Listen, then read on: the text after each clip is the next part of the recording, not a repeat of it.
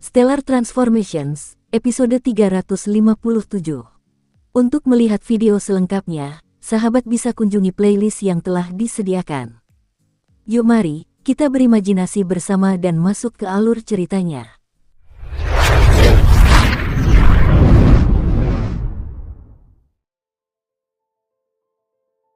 Menambang selama 1000 tahun, terlebih lagi, gratis. Qin Yu, Hou Fei, He Yu, serta pria dan wanita itu, ekspresi kelimanya telah berubah.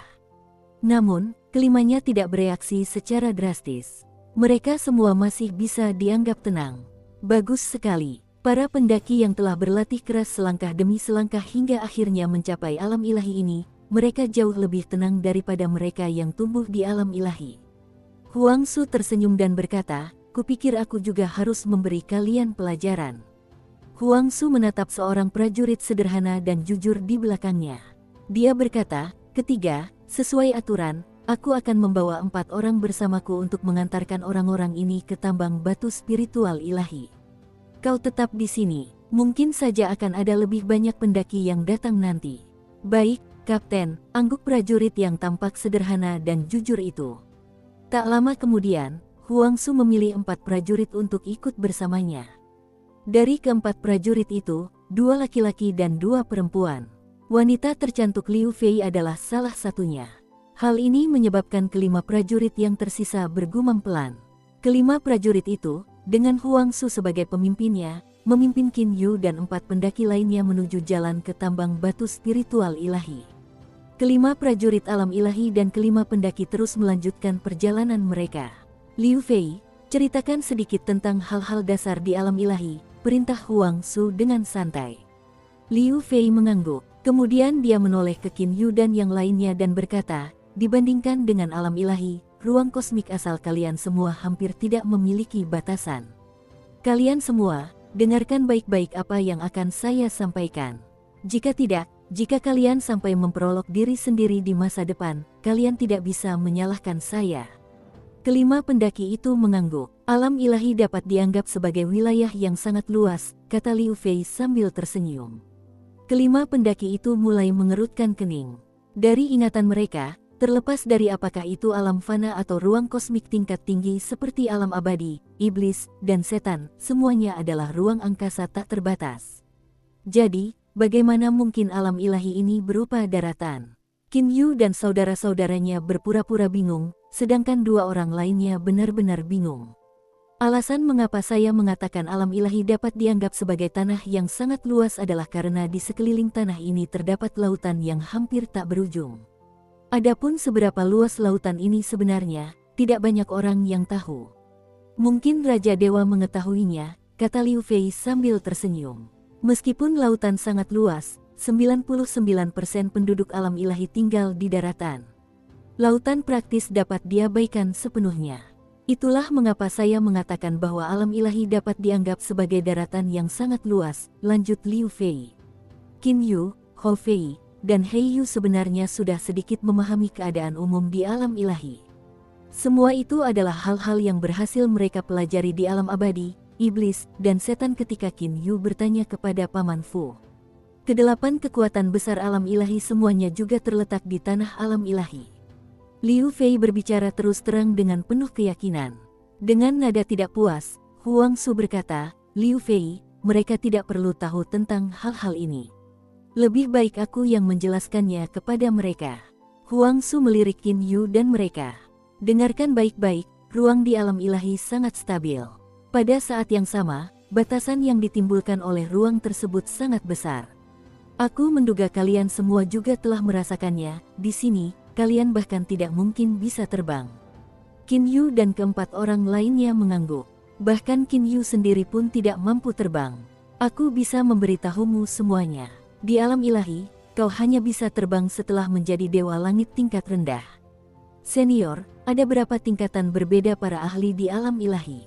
tanya seorang pendaki wanita dari kelompok pendaki pria dan wanita yang tidak jauh dari Qin Yu. Huang Su berkata dengan acuh tak acuh, "Para ahli alam ilahi pada dasarnya terbagi menjadi dewa tingkat rendah, dewa tingkat menengah, dewa tingkat tinggi, dewa surgawi tingkat rendah, dewa surgawi tingkat menengah, dewa surgawi tingkat tinggi, dan yang lebih tinggi lagi adalah Raja Dewa. Tentu saja, menurut legenda, di atas Raja Dewa, terdapat dewa-dewa agung. Kita hanyalah dewa tingkat rendah saat ini, kapan kita bisa mencapai terobosan? Tanya perempuan yang sedang naik tingkat itu lagi. Huangsu menggelengkan kepalanya dan tertawa. Dewa tingkat rendah. Haha, kalian semua bahkan tidak bisa dianggap sebagai dewa tingkat rendah saat ini. Paling-paling, kalian sedang dalam proses menjadi dewa. Dalam proses menjadi dewa, mengapa demikian? Qin Yu dan keempat orang lainnya menatap Huangsu. Sangat sederhana. Dewa tingkat rendah, tidak hanya energi di dalam tubuh mereka harus berupa energi ilahi, jiwa mereka juga harus mencapai tahap pil jiwa emas. Adapun kalian semua, selain orang ini, kalian berempat, tak satu pun jiwa kalian yang telah membentuk pil jiwa emas.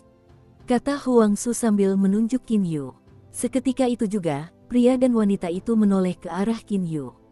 Berhentilah menatapnya, bahkan jika kalian memiliki cukup banyak batu spiritual ilahi, kalian masih membutuhkan setidaknya beberapa puluh juta tahun untuk mencapai levelnya, kata Huangsu dingin. Namun, jiwa kalian semua sudah hampir mencapai tahap penyempurnaan. Kalian juga tidak perlu khawatir tentang pembentukan pil jiwa emas. Qin Yu mendengarkan dan mengangguk dalam hatinya.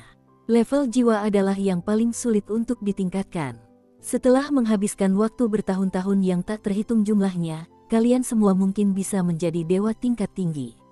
Namun, untuk menjadi dewa langit tingkat rendah dari dewa tingkat tinggi, itu sungguh sulit. Di antara jutaan dewa, mungkin hanya satu yang mampu menjadi dewa langit tingkat rendah. Huangsu menghela napas. Pupil mata Qin Yu menyempit. Hanya ada satu dewa langit di antara jutaan dewa. Tampaknya tingkat dewa langit ini sangat sulit dicapai. Setelah mencapai dewa langit tingkat rendah, setiap langkah ke depan menjadi sangat sulit. Adapun dewa langit tingkat tinggi, mereka semua dapat dianggap sebagai orang-orang yang memiliki kekuatan luar biasa di alam ilahi. Adapun dewa langit tingkat tinggi hingga tingkat Raja Dewa, haha, Raja Dewa, jika ada di antara kalian yang berhasil menjadi Raja Dewa di masa depan, aku, Huangsu, juga berhak untuk membanggakannya kepada orang lain. Huangsu mulai tertawa terbahak-bahak. Raja Dewa, alam ilahi sudah lama tidak memiliki Raja Dewa baru. Ingat, kesadaran ilahi dewa tingkat rendah tidak mampu meninggalkan tubuh. Kesadaran ilahi dewa tingkat menengah dapat meninggalkan jarak sekitar 10 meter dari tubuh mereka. Sedangkan untuk dewa tingkat tinggi, kesadaran ilahi mereka dapat meninggalkan jarak sekitar 100 meter dari tubuh mereka. Peningkatannya kurang lebih seperti itu. Adapun dewa langit, saya sendiri tidak begitu yakin tentang hal itu, kata Huangsu sambil tersenyum tipis. Qin Yu mengangguk dalam hatinya. Sebenarnya, dia telah mencoba menyebarkan kesadaran ilahinya keluar dari tubuhnya sebelumnya. Namun, bahkan dengan penguatan dari air mata meteorit, dia hanya mampu menyebarkan kesadaran ilahinya hingga beberapa ratus meter jauhnya dari tubuhnya. Jarak yang ditempuh kesadaran ilahi saat meninggalkan tubuhmu yang kusebutkan tadi hanyalah jarak yang dapat ditembus oleh kesadaran ilahi melalui udara. Materi dalam kesadaran ilahi sangat aneh. Mungkin berhubungan dengan energi spiritual ilahi, tetapi bahkan jika seseorang adalah dewa tingkat tinggi, kesadaran ilahinya tetap tidak akan mampu menembus tanah, pepohonan, air laut, dan hal-hal alam lainnya, jelas Huangsu dengan hati-hati. Qin Yu dan yang lainnya semuanya tampak terkejut. Memang benar, Qin Yu mencoba menggunakan kesadaran ilahinya untuk menembus tanah. Namun, bahkan dengan bantuan air mata meteorit, dia hanya mampu menembus sejauh 1 kaki. Perlu diingat, karena Qin Yu mendapat bantuan air mata meteorit, kesadaran ilahinya telah mencapai tingkat dasar dewa langit tingkat rendah. Kalian semua, lihatlah batu-batu di pinggir jalan itu. Jika kalian semua mencoba memecahkan batu-batu itu mustahil. Sedangkan aku bisa dengan mudah membelahnya dengan pedang perang ini. Sambil berkata demikian, Huangsu membelah sebuah batu di pinggir jalan dengan satu tebasan pedangnya. Hei Yu tiba-tiba berkata, "Senior, seberapa kuat senjata Anda itu?" "Pedang tempurku ini." Huangsu mengangkat pedang tempur di tangannya. Dia tersenyum dan berkata, "Meskipun ini hanya artefak ilahi tingkat menengah, aku masih mampu menggunakannya untuk membelahmu menjadi 2 dengan 1 serangan." Qin Yu mengerutkan kening. Armor pertempuran bulu hitam milik He Yu sekuat artefak ilahi berkualitas tinggi. Aku bisa melihat bahwa kultivasi tubuhmu cukup bagus. Sayangnya, di ruang kosmik di bawah sana, sekeras apapun kau melatih tubuhmu, kau paling banter hanya bisa mencapai ketangguhan dewa tingkat menengah. Kata Huang Su sambil tersenyum tipis. Alasan mengapa artefak ilahi disebut artefak ilahi adalah karena energi ilahi perlu dicurahkan ke dalamnya agar benar-benar menunjukkan kekuatannya. Menggunakan artefak ilahi berkualitas rendah yang telah dialiri energi ilahi dapat menembus artefak ilahi tingkat tinggi yang belum dialiri energi ilahi, jelas Huang Su. Qin Yu, Hou Fei dan He Yu semuanya terkejut. Meskipun Paman Fu pernah mengatakan bahwa artefak ilahi akan menjadi lebih kuat setelah energi ilahi dicurahkan ke dalamnya, Qin Yu tidak terlalu memperhatikannya. Namun, siapa sangka bahwa setelah energi ilahi dicurahkan, kekuatan artefak ilahi benar-benar meningkat sebanyak itu. Sembari melanjutkan perjalanan, Qin Yu dan keempat temannya berhasil mempelajari banyak hal. Terbang adalah tanda mencapai tingkat dewa surgawi. Teleportasi adalah sesuatu yang mustahil dilakukan. Adapun kesadaran ilahi, sungguh terlalu sulit untuk menyebarkan kesadaran ilahi seseorang. Lebih jauh lagi, di alam ilahi, tidak ada hal seperti mutiara spiritual transmisi atau barang serupa sama sekali. Di alam ilahi, jika seseorang ingin menyampaikan informasi, itu hanya bisa dilakukan melalui tenaga manusia. Dapat dikatakan bahwa ruang dengan stabilitas ekstrim seperti alam ilahi sangat mirip dengan benua naga tersembunyi tempat Qin Yu tinggal ketika masih muda. Batu di pinggir jalan itu lebih dari 100 kali lebih berat daripada gunung tinggi di alam bawahmu sebelumnya. Huang Su menunjuk ke sebuah batu di pinggir jalan. Singkatnya, semua materi di alam ilahi, gunung, pohon, dan bahkan binatang buas dan sebagainya berbeda dari materi di alam bawah.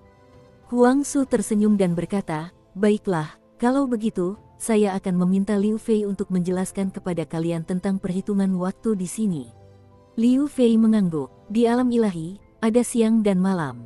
Siang hari berlangsung 12 jam dan malam hari juga 12 jam. Ada 24 jam dalam sehari. Adapun setahun, ada 360 hari dalam setahun, yang kebetulan sama dengan jumlah hari dalam siklus surgawi. TL, Zhoutian siklus surgawi. Ini semacam konsep waktu dalam Taoisme yang sama sekali tidak saya mengerti. Anda sering membacanya dalam novel fantasi oriental dan siansia.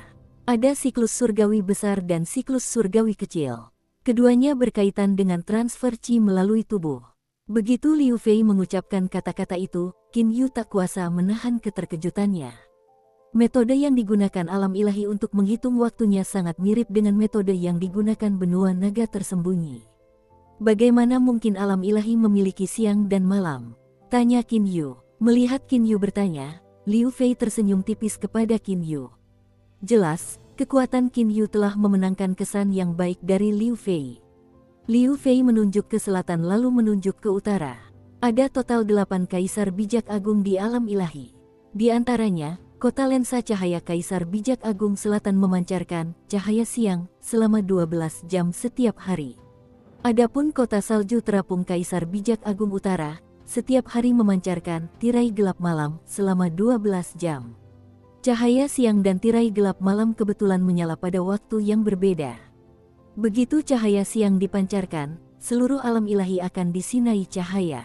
Begitu tirai gelap malam dipancarkan, seluruh alam ilahi akan diselimuti kegelapan. Qin Yu mengangguk pelan, namun, di dalam hatinya ia masih cukup terkejut. Ada satu hal lagi yang saya yakini telah kalian semua temukan juga. Energi spiritual ilahi dari alam ilahi sangatlah dahsyat, kata Liu Fei sambil tersenyum. Energi spiritual ilahi yang dahsyat bukanlah sesuatu yang dapat diserap dan digunakan untuk berlatih. Qin Yu dan keempat orang lainnya terkejut. Paman Fu tidak pernah menyebutkan hal seperti itu kepada Qin Yu sebelumnya. Itu karena Paman Fu percaya bahwa karena kuil dewa yang mempesona memiliki sejumlah besar batu spiritual ilahi dan bahkan inti kristal spiritual ilahi, dia tidak terlalu peduli dengan energi spiritual ilahi.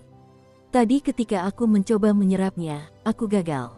Dan kukira metode kultivasiku salah, kata Hou Fei.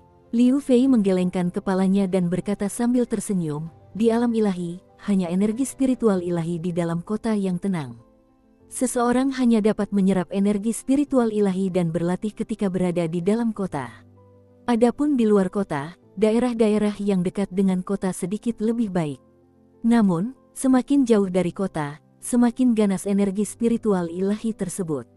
Ketika seseorang mencapai daerah terpencil di luar kota, sama sekali tidak mungkin untuk menyerap energi spiritual ilahi. Mengapa energi spiritual ilahi di dalam kota-kota itu tenang?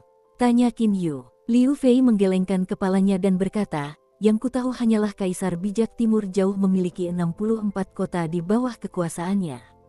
Selama bertahun-tahun ini, tidak pernah ada kota baru maupun kota yang dihilangkan. Energi spiritual ilahi di dalam kota-kota itu benar-benar tenang dan energi spiritual ilahi di luar kota-kota itu sedikit lebih buruk.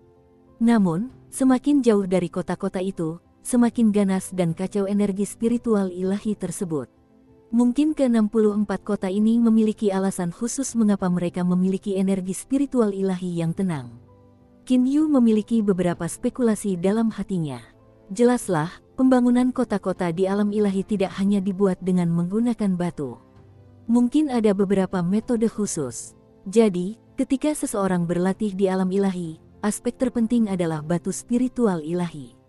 Batu spiritual ilahi juga merupakan mata uang seluruh alam ilahi. Hanya dengan memiliki batu spiritual ilahi, seseorang dapat berlatih dengan nyaman. Tentu saja, energi spiritual ilahi di dalam kota-kota itu tenang dan seseorang dapat menyerapnya untuk berlatih. Namun, untuk memasuki kota-kota itu untuk berlatih, menghela napas asteris. Liu Fei menggelengkan kepalanya dan tersenyum. Pada saat itu, Kapten Skuadron Kecil Huang Su berbalik. Dia berkata kepada Qin Yu dan yang lainnya, di alam ilahi, seseorang harus membayar untuk memasuki kota. Selain itu, begitu malam tiba, tidak ada pejalan kaki yang diizinkan berada di kota. Jadi, kecuali kalian menggunakan batu spiritual ilahi untuk tinggal di penginapan, kalian akan terpaksa meninggalkan kota. Jumlah penduduk di alam ilahi sangat tinggi. Namun, jumlah kota sangat sedikit. Misalnya, kota Yuchi kita, total penduduknya hampir 20 juta jiwa. Namun, jumlah dewa yang tinggal di luar kota Yuchi justru lebih dari 200 juta. Bukan karena mereka tidak ingin memasuki kota, tetapi karena mereka tidak mampu tinggal di sana, sebab rumah termurah di kota itu pun harganya 2 juta batu spiritual ilahi berkualitas rendah. Huang Su menggelengkan kepalanya dan berkata, aku telah mengemban peran sebagai kapten skuadron kecil selama bertahun-tahun, telah berlatih begitu lama dan menabung uangku sepanjang waktu. Namun, baru-baru ini aku berhasil membeli rumah di kota Yuchi. Membeli rumah itu sulit sekali. Huang Su menghela napas. 2 pria dan 2 wanita lainnya, keempat prajurit itu, juga mengangguk setuju. Satu rumah saja harganya 2 juta batu spiritual ilahi berkualitas rendah. Mendapatkan batu spiritual ilahi sebanyak itu sungguh sulit. Setiap prajurit mulai menghela napas. Liu Fei juga menghela napas dan berkata, kurasa butuh beberapa juta tahun untuk mengumpulkan jumlah sebanyak itu. Qin Yu dan saudara-saudaranya saling berpandangan. 2 juta batu spiritual ilahi berkualitas rendah.